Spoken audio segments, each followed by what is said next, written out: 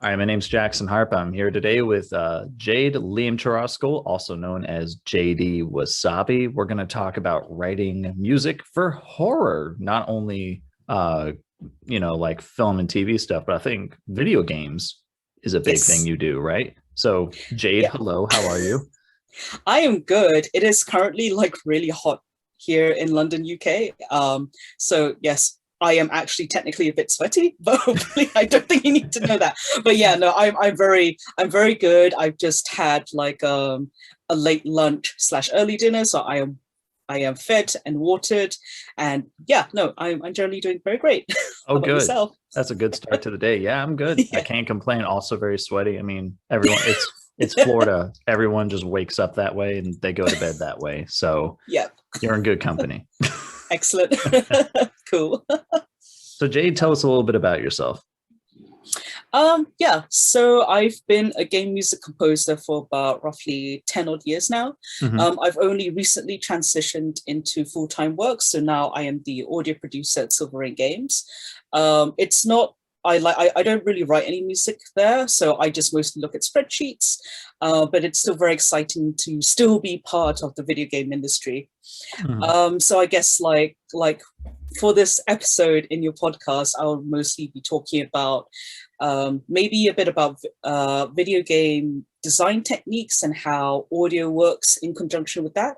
And hopefully, when they work together really well, it just like it makes you have better storytelling in general, and hopefully better scares in a way that doesn't just rely on jump scares, which is, it has its place and its purpose, but if you're just relying on jump scares, it's going to get like really boring very very easily. So Yeah. yeah.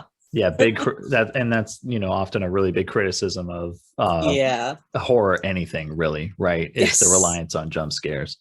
Yeah. Um so yeah, it's really interesting. I think an important point of film and game composing is the storytelling aspect you were talking about. So Hmm. how do you so like you're sitting down, fresh game, and you're looking at it and you're starting the writing process. How do you begin that sort of storytelling that you're talking about? Yeah, so where to even begin? So I guess so maybe a good way to start is to break down horror into maybe like two aspects. So how can you experience horror?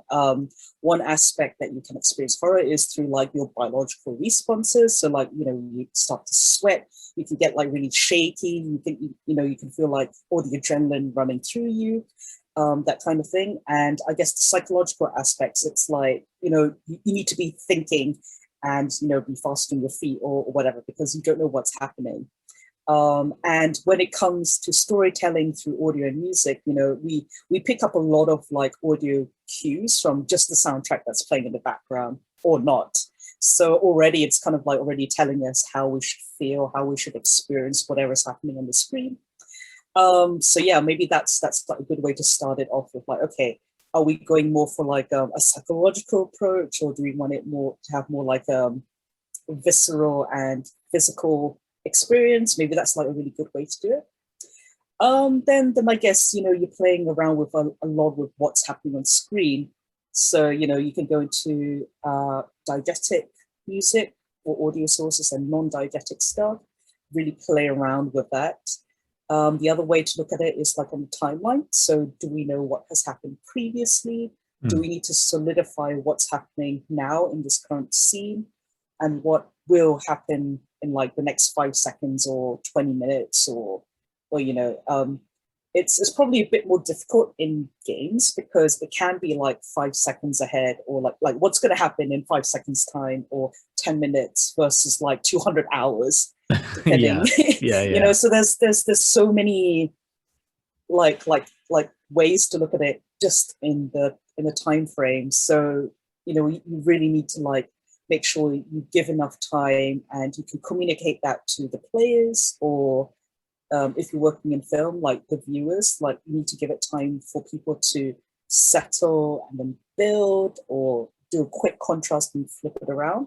Hmm. So yeah, there's like, I guess that's really where I would even begin. Is just like okay, like what are we doing? Where do we need to go? And making sure everyone is on the same page, Hmm. because yeah, if you're gonna like build up and build up, but you've lost loads of people like right in the beginning, there's no point to do that build up if it's not, coming together nicely. So Right. yeah.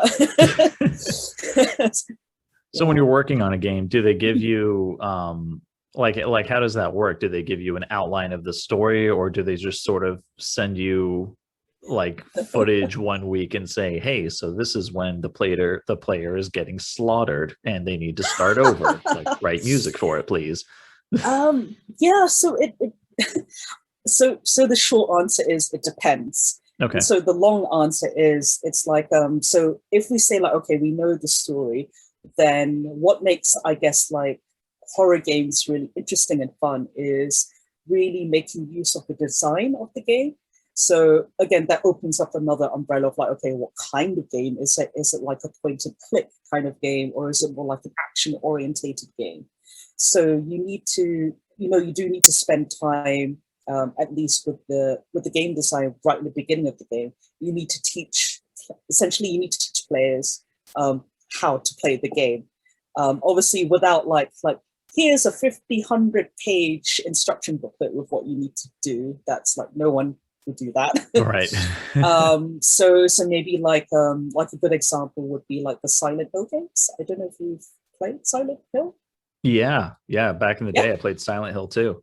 Oh yeah, it's a brilliant game. So I Mhm. guess for people who don't know what Silent Hill is, Silent Hill 2 is a horror game series, and it's usually quoted as like, one of like the most groundbreaking horror games ever, just because it really subverts a lot of expectations of what the horror Mhm. like what a horror game is.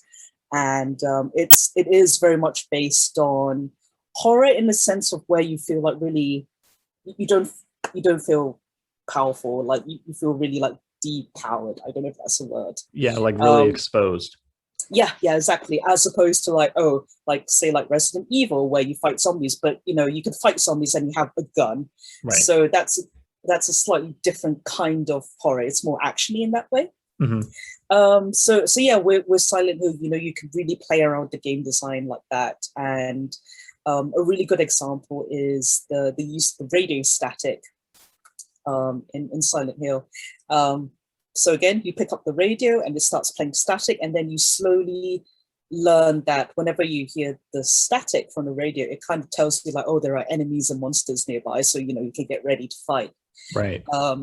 But sometimes the radio doesn't work, so you just be like, running around in Silent Hill, and then yeah, all these like enemies starts jumping out of you, and you're like, that is terrifying. And then you're like, oh, I can't really rely on the radio, because in the beginning it was like a really nice radar system, but now it's just like, oh, it's not reliable. So automatically you're feeling on edge, you're overly anxious, and you don't know what's going to happen. So that's part of what makes horror games really cool, is because you can really play around with that design and yeah, have fun in that way, I think.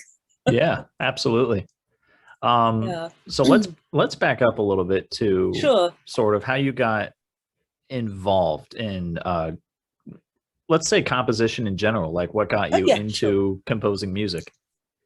Yeah, so I I come from like a typical Asian family. So that means that when you're younger, you're very highly encouraged to like try out lots of different things when you're in school. Mm. So obviously I did music, piano lessons, violin, swimming, tennis, Chinese school, math classes, art, etc.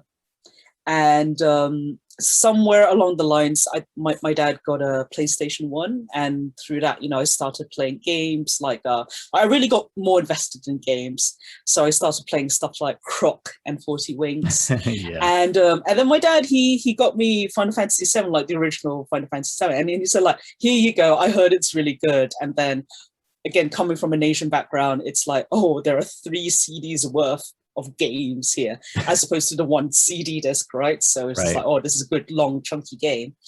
And yeah, the soundtrack was pretty much amazing. And I was like, oh, okay, this is something. But what actually really got me invested into writing music for games is actually Final Fantasy 9.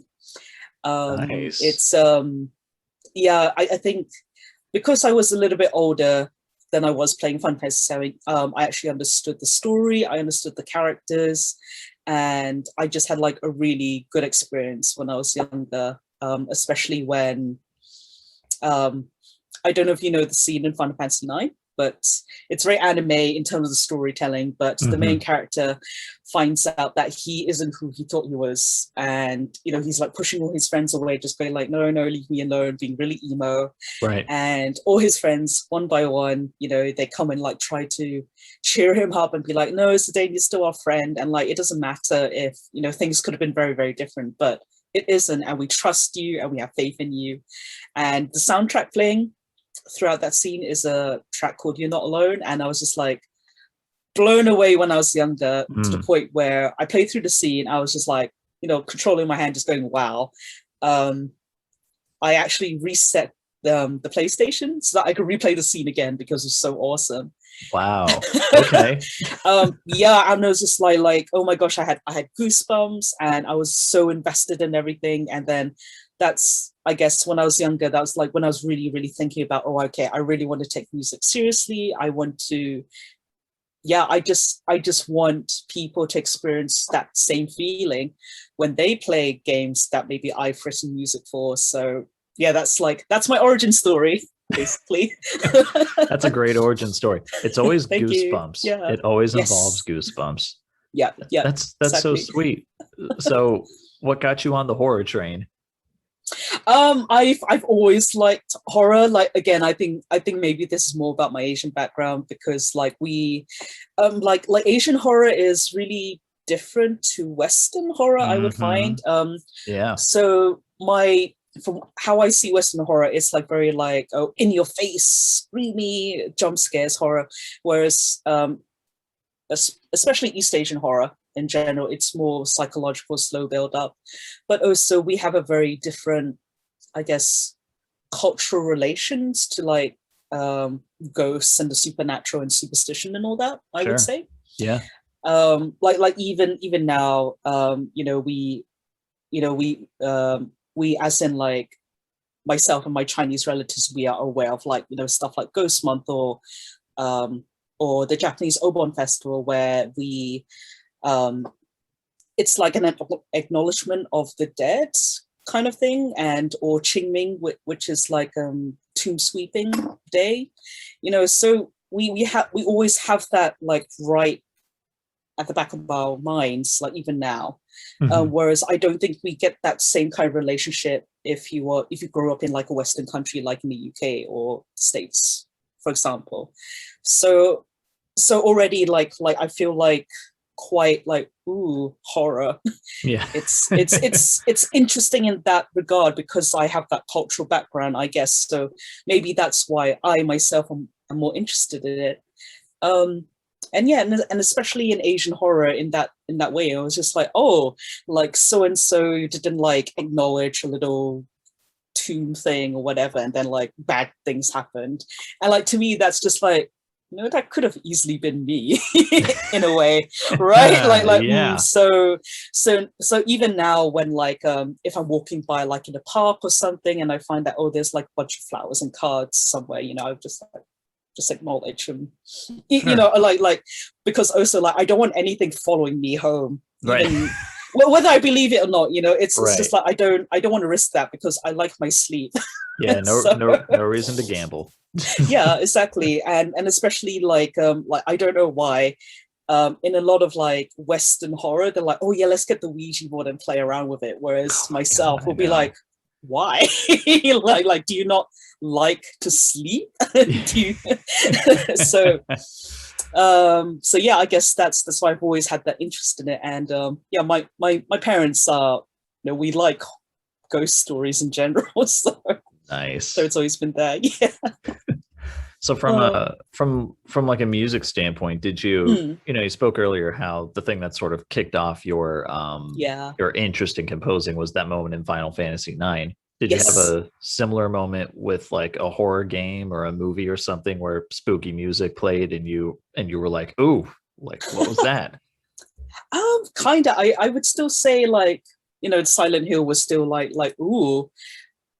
So yeah, Silent Hill 2 is probably the game that made me sit up, because again, it's a very interesting take on a horror soundtrack, and specifically a horror game soundtrack, because it's very industrial rock as opposed to creepy drone sounds, or so that's a really, really interesting take on just the horror genre in that way. So again, that made me sit up and go, "Ooh, you can still have a really good soundtrack, even though horror is like you're not meant to have fun and feel good, I guess, in a way."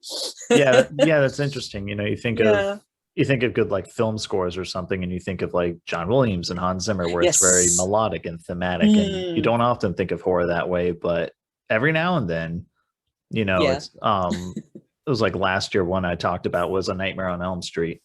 Has like that creepy theme that sort of plays throughout the film. So when you're scoring for a game, do you draw a lot of influence from like Silent Hill in that way, or are you kind of picking from all different sources, or does it just sort of depend on like what you're working on, or is it all of those things? Everything and everything, and it depends, because like, so obviously with any, not just horror, but like soundtracks in general, you are essentially communicating to the players or the viewers that, okay, this is your emotional level here, and then we need to build it up with whatever's happening on screen, right? So you're giving, throughout the gameplay and the screenplay, even, you are giving meaning to the audio. So in a sense, you're communicating to whoever's listening. So that's like really, really important with whatever you're writing or scoring. But also it's like, it helps like dress the scene as well. So for example, if you like the Exorcist theme, with the tubular bells kind of thing, it's like you're already setting the mood, and it's, that like, oh, it's actually happening in the modern day, like from the first hearing. It's not like back in the day with like Catholic medieval era or something. You're already like telling people that, oh, this is the kind of story it is. Right. So yeah, it's your music genre as well. It's really, really important, because you're already setting some kind of expectation, and then once you've established that expectation, then you flip it and you play around with that. Yeah, it's a bit of figuring out how to establish the scene with whatever gameplay it is, or the story of the game, and then you flip it, because that's the fun part.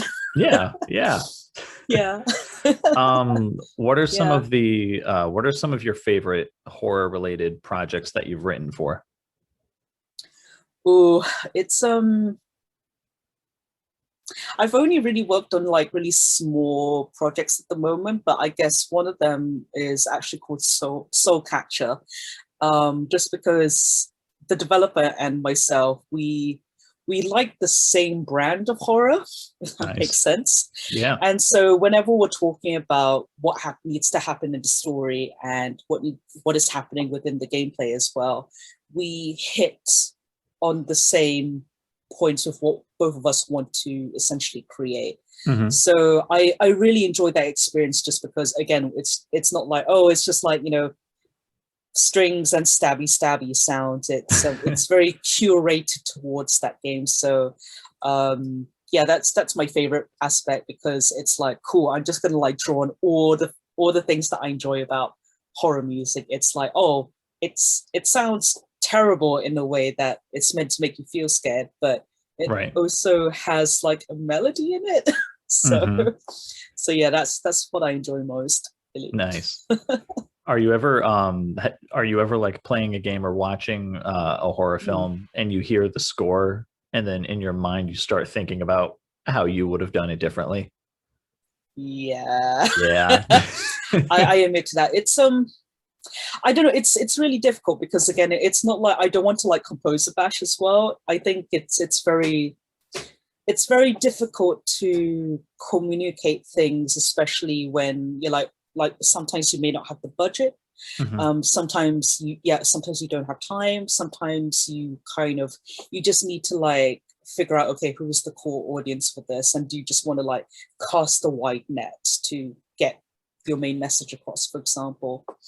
So yeah, I do kind of think about that, but then also it's just like, well, is this the kind of project that wants to really push boundaries, then if it isn't, then like, okay, it's fine. You can go with the stabby strings or whatever. Right. But if the concept is actually already quite unique, then okay, yeah, cool. The soundtrack should be under the same vein, right? So for example, one of my favorite horror films ever in terms of soundtrack is I don't know if you know this horror film called It Follows. Yeah, good movie. Yeah, it's again like the concept is really interesting. It's like it's the like a curse, I would say, but the soundtrack was so interesting to me because it doesn't sound like a typical horror soundtrack for the start. It does not. yeah.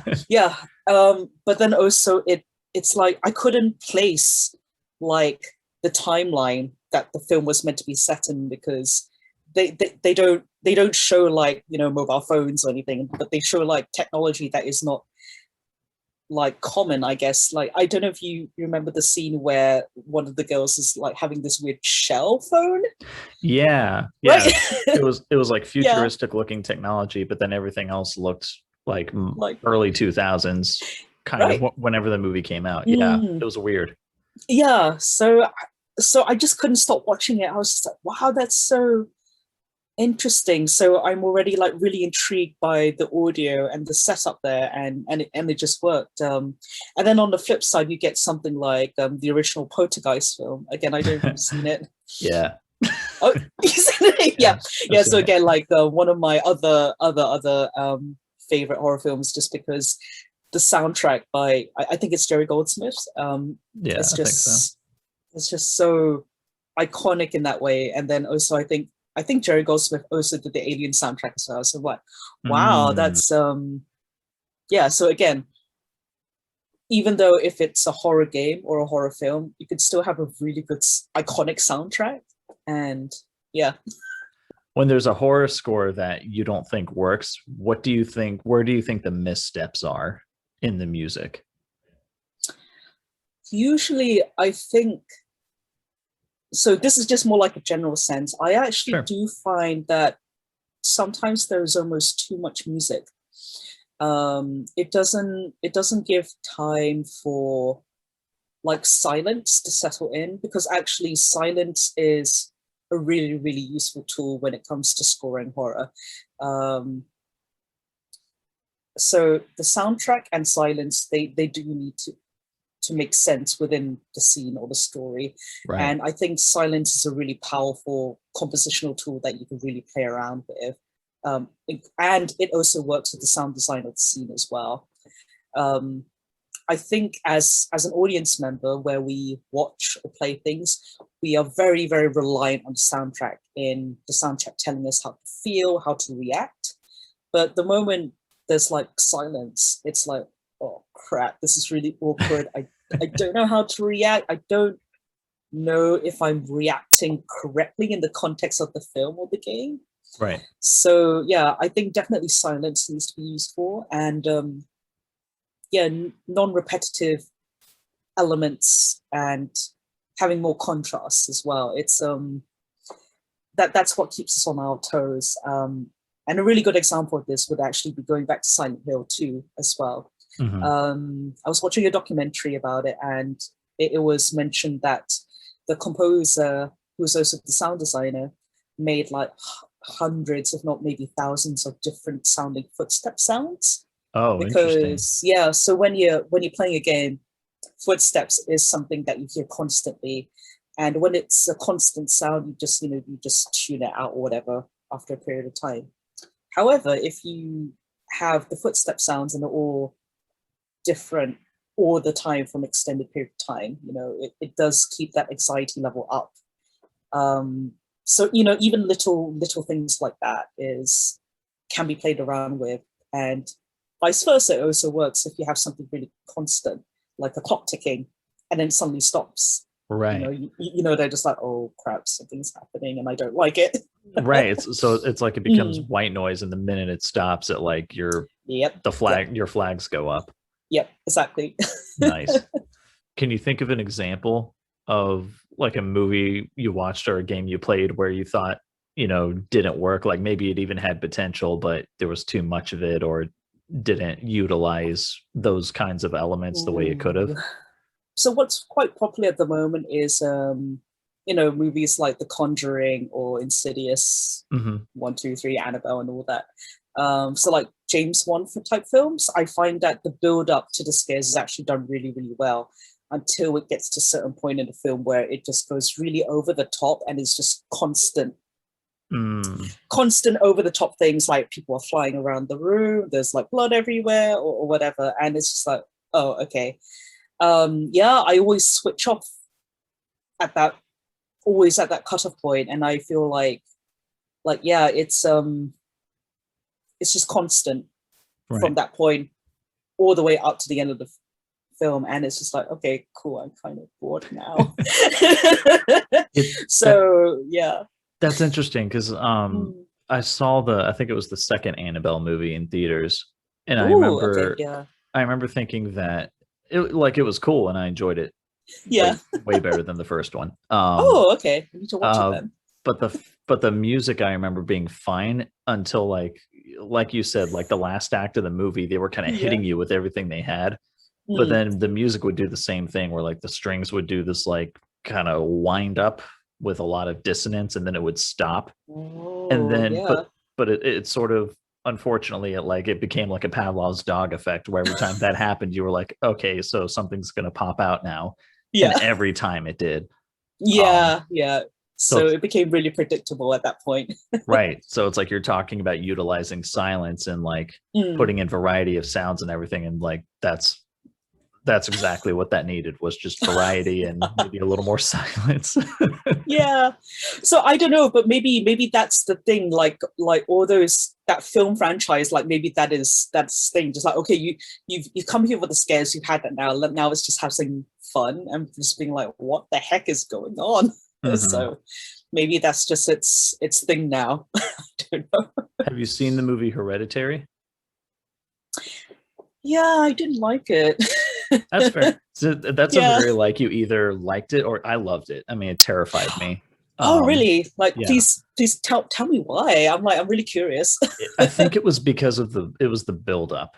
Mm, I think yeah. it helped. I think that I didn't know, I had no idea what it was about going in. And by Mm. the time it got to the third act of the film, it was like I couldn't sit still. I was like getting Oh, really? goosebumps. I just felt very uncomfortable, but in the way you want to feel when you're watching a Okay. horror film.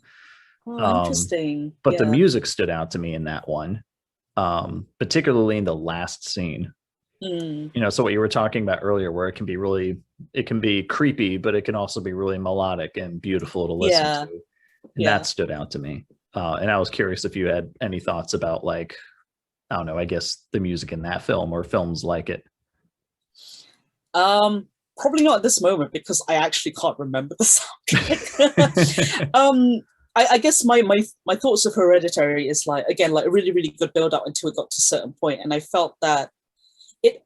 I think story wise, it felt like there were two plot elements happening, and they just kind of smushed it together. Hmm. So I again, like, this is my interpretation of it. I didn't think that it gelled very well.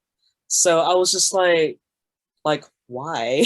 A Hmm. lot of the time. So again, maybe that was intentional or anything, but myself feeling like why didn't quite help me liking the film in that sense, I guess. I got you. I got you. Yeah. Well, if you ever get a chance to listen to the soundtrack, I'd love to hear your thoughts Okay, on it. yeah. Yeah. Yeah, Is we'll there do. a horror film soundtrack that you sort of cite as being your favorite, or like one that's very Mm. influential? See, I'm a toss up between the It Follows and the original Poltergeist film. Oh, okay. Yeah, yeah. Yeah, so I'm just like, oh man, like both are very good. Like like like the flavors are very different, but the satisfaction is there for me Okay. Yeah, for the interesting. soundtrack. So I'm just like, oh, okay, yeah. Nice. Yeah, I can't really think of anything else off the top of my head. Like I might remember more a bit later. Yeah. Yeah. It's like in the middle of the night, you're going to be like, oh man, I wish I'd brought up Yeah, that yeah, movie. exactly. Yeah, yeah, yeah. um, any good projects that you're looking forward to coming up that maybe people can look forward to this Halloween season, a game or movie or anything like that? Oh, actually, yes, there is. And then a friend sent it to me. It's a Fatal Frame game. So yeah, Fatal Frame, which is made in a Blackwater, is I think getting a re-release on the PS4 and the PS5. Ooh. It was originally a Wii U game. I can't remember. Hmm. It's on a Nintendo console, which I do not have. So I was very sad that I wasn't able to play it. But yeah, it's why I'm really excited about it is because I played the original 3 games on the PS2, and again, Asian horror games, there's so little out there. In if you look at the umbrella of horror games out there, so yeah, it's an Asian horror game. You fight ghosts with your camera. I don't know if you know know the concept of it. So yeah, you play people with who, there's no such thing as like, oh, I have a gun, because guns are useless against ghosts. Right. So you need to take pictures of ghosts to like figure out clues and solve puzzles, and then when you're in like combat mode, you need to take pictures of them while they're flying around you. And what makes it a really interesting game design concept is that you need to look at the ghost through your viewfinder, and you need to press the shutter at the right moment, like just before they attack you, to do the most damage to their HP, their health. So it's terrifying in that case, because it's like really clunky tank controls, and then on top of that, you need to like try and look through a tiny viewfinder to see where the hell the ghosts are, and you can hear them like floating around you, and all that. So you do need to have that kind of spatial awareness, trying to figure out like, oh, they're coming from behind me on the right, so you need to swirl on the viewfinder there, or so it's really really interesting design concept. So I'm looking forward to that. Nice. You're writing the music for that one? No, of course not. No. No. I wish, maybe, if you'd like me to write like your Asian horror-esque game soundtrack, please let me know. Are there any games coming up that you're writing music for? Not at this moment in time. I am working on a much larger, chunkier project. But I can't really say much at the moment. Sorry, okay. And NDA'd. I gotcha. Yeah. Well, cool. Before we wrap up here, Sure. Ultimate question. Well, I guess you've kind of answered it. Favorite horror game, and it could be from a music standpoint or playing standpoint or both. Okay, so I will give you multiple horror titles which I dearly love, and sure, it will always like shuffle from like the top 3 or whatever.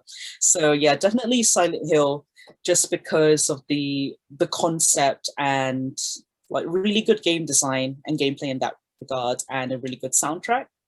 Fatal Frame to a certain extent, just because I need more Asian horror games in general. And I guess maybe like actually Alien Isolation as well. They've really worked, like the design of the alien AI is very, very good, and it is a terrifying game. And the reason why it stands out so much to me is because like even saving your game is a terrifying ordeal to go through.